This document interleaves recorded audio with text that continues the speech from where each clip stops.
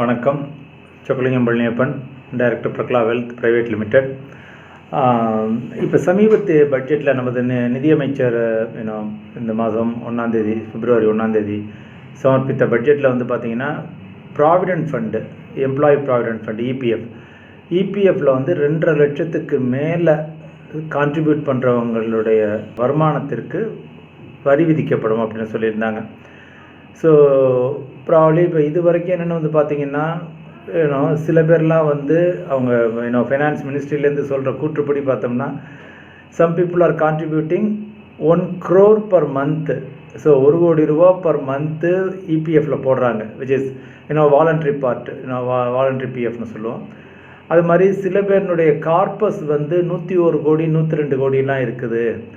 So அதனால் undue advantage certain people எடுத்துக்கிறாங்க, who are really well off, அவங்க எடுத்துக்கிறாங்க. அதனால் வந்து நாங்கள் இந்த 2.5 லட்சம் ரூபாய்க்கு மேலே கான்ட்ரிபியூஷன் இருக்கையில் அதுக்கு டேக்ஸ் பண்ணுறோம் அப்படின்னு சொல்லியிருக்காங்க. ஸோ இதில் இன்னொன்று அவங்க கொடுத்துருக்க ஸ்டாட்டிஸ்டிக்ஸ் என்ன அப்படின்னு வந்து பார்த்திங்கன்னா கிட்டத்தட்ட 99% of the EPF contributors, subscribers, சந்தாதாரர்கள் இபிஎஃப்பில் வந்து ஒரு 6 கோடி பேர் சந்தாதாரர்கள் இருக்காங்க, எம்ப்ளாயீஸு. எம்ப்ளாயீஸ்னுடைய சப்ஸ்கிரிப்ஷன் அங்கே போகுது. ஸோ டோட்டல் மெம்பர்ஸ் வந்து கிட்டத்தட்ட 6 கோடி பேர். இந்த 6 கோடி பேரில் 99% ஆஃப் த பீப்புள் வந்து 2.5 லட்சத்துக்கு கீழே தான் வருஷம் கான்ட்ரிபியூட் பண்ணுறாங்க. ஆனால் அந்த 1%, லெஸ் தேன் 1% பீப்புள் வந்து வருஷத்துக்கு 2.5 லட்சத்துக்கு மேலே கான்ட்ரிபியூட் பண்ணுறாங்க. ஸோ இந்த சென்ஸ் இப்போ 6 கோடி மெம்பர்ஸ் இருக்காங்க அப்படின்னா அதில் வந்து கிட்டத்தட்ட 6 லட்சம் பேருக்கும் குறைவானவர்கள் வந்து வருஷத்துக்கு 2.5 லட்சத்துக்கு மேலே கான்ட்ரிபியூஷன் பண்ணுறாங்க.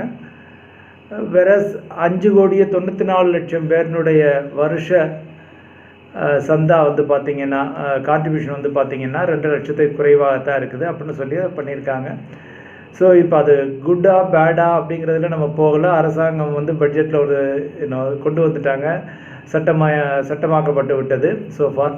ஸோ இப்போ இதுக்கு என்ன வேறு ஆல்டர்னேட்டிவ்ஸ் என்ன அப்படின்னு தான் நம்ம பார்க்குறோம். ஸோ இப்போ இந்த கான்ட்ரிபியூஷன்லேயே வந்து பார்த்திங்கன்னா எம்ப்ளாயர்னுடைய கான்ட்ரிபியூஷனுக்கு தெர் இஸ் நோ லிமிட், எம்ப்ளாயினுடைய கான்ட்ரிபியூஷனுக்கு தான் இதில் வந்து லிமிட்டை கொண்டு வந்திருக்காங்க. ஸோ இன்னும் ஸ்டாட்டிஸ்டிக்ஸ் படி வருஷத்துக்கு கிட்டத்தட்ட 20 to 21 lakhs ஏர்ன் பண்ணுறவங்க வரைக்கும் இதில் பாதிக்கப்பட மாட்டாங்க. அதுக்கும் மேலே ஏர்ன் பண்ணுறவங்க தான் இதனால்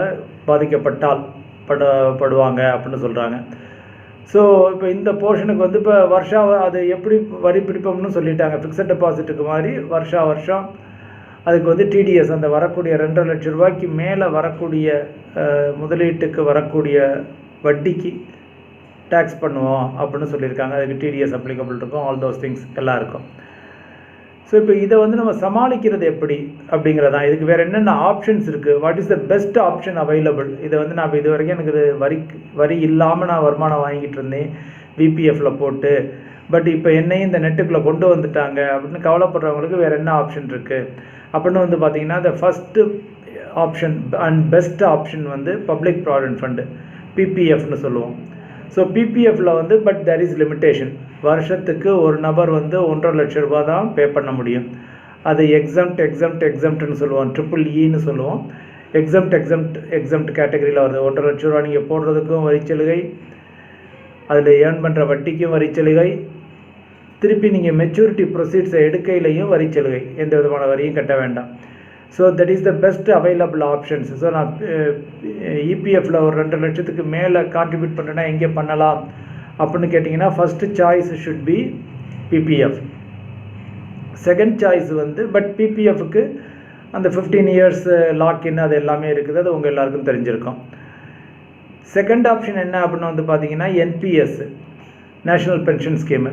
ஸோ என்பிஎஸ்சில் வந்து என்னென்னா நீங்கள் கான்ட்ரிபியூஷனை வெளியில் எடுக்கையில் 58 வயசில் எடுக்கையில் வந்து 60% நீங்கள் பல்காக எடுத்துக்கலாம், அது டேக்ஸ் ஃப்ரீ. மீதி 40% வந்து இன்டைரக்ட் டேக்ஸு, அதாவது நீங்கள் அனுவிட்டி வாங்கணும். ஸோ அந்த அனுவிட்டிக்கு எதுவும் டேக்ஸ் அப்ளிகபிளாக இருந்தால் நீங்கள் பே பண்ணணும். So that is the thing for NPS. ஆனால் பட் அந்த என்பிஎஸ் நீங்கள் போட்டிருக்க காலத்தில் அது ஈட்டக்கூடிய வருமானத்துக்கு எந்த டேக்ஸும் கிடையாது. ஸோ என்பிஎஸ்லையும் எக்ஸம்ட் டேக்ஸபிள் பார்ஷியலி அப்படிங்கிற மாதிரி சொல்லலாம். ஸோ நீங்கள் போடக்கூடிய அப் டு 1.5 lakhs அது ஏடிசியில் வரும். அனதர் 50,000 வந்து என்பிஎஸில் போட்டுக்கலாம் over and above 1.5 lakhs. So அந்த 50,000 நீங்கள் வருஷம் கான்ட்ரிபியூட் பண்ணையில் அது வந்து எக்ஸம்ட் பார்ஷியலி டேக்ஸபிள் அப்படிங்கிற மாதிரி வரும். ஸோ தேர்ட் ஆப்ஷன் வந்து பார்த்தீங்கன்னா மியூச்சுவல் ஃபண்ட்ஸு. மியூச்சுவல் ஃபண்ட்ஸில் நீங்கள் மியூச்சுவல் ஃபண்ட்ஸ்லேயும் எக்ஸம்ட் டேக்ஸபிள்ங்கிற மாதிரி இருக்குது, விச் இஸ் செக்ஷன் 80C அண்டரில் அந்த 1.5 lakhs தான். பிபிஎஃப், என்பிஎஸ்ஸு, மியூச்சுவல் ஃபண்டு இது எல்லாமே அந்த எக்ஸம்ட் டேக்ஸபிள் கேட்டகரியில் வருது. I won't say PPF. NPS வந்து பார்ஷியலி டேக்ஸபிள். மியூச்சுவல் ஃபண்டும் அந்த 1.5 lakhs 80C அண்டரில் நீங்கள் எடுத்துக்கலாம்.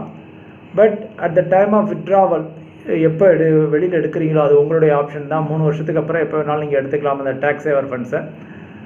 அப்பொழுது வந்து உங்களுக்கு அந்த இப்போ அப் டு 1 lakh வரைக்கும் tax free of profit. Beyond 1 lakh profit வந்து ஒரு 10% டேக்ஸ் இருக்கும். So kind of NPS and mutual fund I will put in the same category அப்படிங்கிற மாதிரி. PPF no doubt about it, exempt. So completely fully exempt. சரி, mutual ஃபண்ட்ஸில் நான் ஏன்னா mutual ஃபண்ட்ஸ்லேயே அந்த டேக்ஸ் எக்ஸம்ட் நீங்கள் போடுறது இனிஷியலில் போடுறதுக்கு டேக்ஸ் எக்ஸம்ஷன் கிடைக்கிறது 1.5 லட்சத்துக்கு தான். 1.5 லட்சத்துக்கு மேலேயும் நீங்கள் இப்போ போடையில் எவ்வளோ வேணாலும் போட்டுக்கலாம், தெர் இஸ் நோ லிமிட்டேஷன். மேலே போடையில் என்ன ஆகும் அப்படின்னா அது ஏர்ன் பண்ணிக்கிட்டு இருக்க வருமானத்துக்கு நீங்கள் டேக்ஸ் பே பண்ண வேண்டாம் until you withdraw. ஸோ நம்ம எப்போ நம்ம மோஸ்ட்லி வித்ட்ரா பண்ணுவோம், நமக்கு ரெக்குயர்மெண்ட் இருக்கையில், ஆர் ஃபார் எக்ஸாம்பிள் ரிட்டையர்மெண்ட்டுக்காக போடுறீங்கன்னா உங்களுக்கு 58-60 வயசில் தான் நீங்கள் 61 வயசில் இருந்தால் வித்ட்ரா பண்ண ஆரம்பிப்பீங்க. 61 வயசில் நீங்கள் வித்ட்ரா பண்ண ஆரம்பிக்கையில் at that point of time உங்களுக்கு வேறு எந்த இன்கமும் இருக்காது.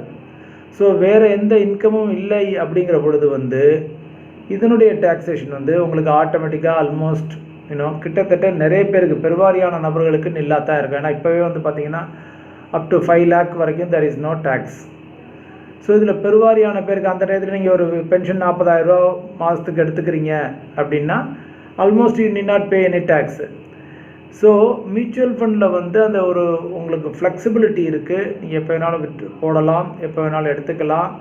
லாங் டேர்முக்கு வச்சுருந்தீங்கன்னா நல்ல ப்ராஃபிட் கிடைக்கும். அதிலே ரிஸ்க் ஃப்ரீ ஆப்ஷனும் இருக்குது. டெட் ஃபண்டில் போட்டிங்கன்னா that is risk free.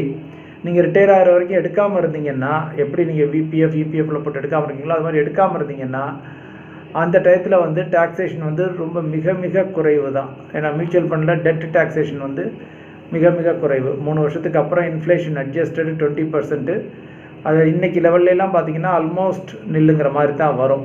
Very poultry some தான் நீங்கள் டேக்ஸாக பே பண்ணுவீங்க. ஸோ அது மாதிரி மியூச்சுவல் ஃபண்டில் வந்து இப்போ உங்கள் ரிஸ்க்கு ஏற்றாற் போல் நீங்கள் முதலீடு பண்ணிக்கலாம். ஈக்விட்டி ஃபண்டு ஃபுல் ரிஸ்க் எடுக்கிறவங்களுக்கு, யங் ஏஜ் பீப்புளுக்கு, ஹைப்ரிட் ஃபண்டு மிடில் ஏஜ் பீப்புளுக்கு, டெட் ஃபண்டு கொஞ்சம் ஒரு 50, 55 தாண்டினவங்க, 53, 54 தாண்டினவங்களாம் டெட் ஃபண்டை பியூர் டெட் ஃபண்டை பார்க்கலாம். ஏன்னா எடுக்கிற வரைக்கும் டேக்ஸேஷன் கிடையாது. ரிட்டையர்மெண்ட் ஃபண்டுன்னு தனி கேட்டகரியே இருக்குது. அது நீங்கள் 58, 60 வயசு வரைக்கும் எடுக்க முடியாது ரிட்டையர்மெண்ட் ஆகிற வரைக்கும். சப்ஸ்கியூண்ட்டாக நீங்கள் தாராளமாக வித்ட்ரா பண்ணிக்கலாம். பட் அதுவும் ரெகுலர் மியூச்சுவல் ஃபண்ட் டேக்ஸேஷனில் தான் வரும். ஸோ இது தவிர வந்து பார்த்தீங்கன்னா வேறு என்ன, நான் இந்த விபிஎஃப்பில் உள்ள ஃபண்டை நான் எங்கே கொண்டே போடலாம், ஒரு ஹை இன்ட்ரெஸ்ட் இன்கம் வித்தவுட் ரிஸ்க்காக வர்றது எங்கே டேக்ஸபிளாக இருந்தாலும் பரவாயில்லை அப்படின்னு சொன்னீங்கன்னா நம்ம ஆர்பிஐ பாண்ட்ஸில் போட்டுக்கலாம். கவர்மெண்ட் ஆஃப் இந்தியா இப்போ ரீட்டெயிலுக்கும் டைரெக்டாக பர்ச்சேஸ் பண்ணிக்கிற மாதிரி கொண்டு வர்றாங்க. Very easy to government of India பாண்ட்ஸில் வாங்கிக்கலாம். RBI bonds, tax free bonds மார்க்கெட்டில் இருக்குது. பட் அதனுடைய ஈல்டெல்லாம் ரொம்ப குறைச்சி ஒரு 4-4.5% அந்த ரேஞ்சில் தான் கிடைக்கும். How are you need not pay tax. So இது மாதிரி ஐட்டங்கள்லாம் வேறு அதர் ஆப்ஷன்ஸு இருக்குது மார்க்கெட்டில். பட் இதில் வந்து எனக்கு ஒரு க்ரோத் ஓரியன்டாக ஒரு நல்ல ரீசனபிள் ரிஸ்க் எடுக்கிறதுக்கு தகுந்தாற் போல் ரிட்டர்ன்ஸு அதெல்லாம் கிடைக்கிறது வந்து விபிஎஃப் மணியை நான் எங்கே டைரக்ட் பண்ணலாம் அப்படின்னு கேட்டிங்கன்னா யங்ஸ்டர்ஸு சரி, ஒரு மிடில் ஏஜ் பீப்புளும் சரி, தாராளமாக ஈக்விட்டி ஃபண்ட்ஸு அல்லது பேலன்ஸ்ட் அட்வான்டேஜ் ஃபண்ட்ஸ் போன்ற ஹைப்ரிட் ஃபண்டுகள் அல்லது டெட் ஃபண்டுகள் இந்த கேட்டகரியில் உங்கள் ரிஸ்க் எடுக்கும் திறனுக்கு ஏற்றாற் போல் நீங்கள் தாராளமாக முதலீடு செஞ்சுக்கலாம். நன்றி. மற்றும் ஒரு முறை இன்னொரு டாப்பிக்கில் உங்களை சந்திக்கிறேன். அதுவரை வணக்கம்.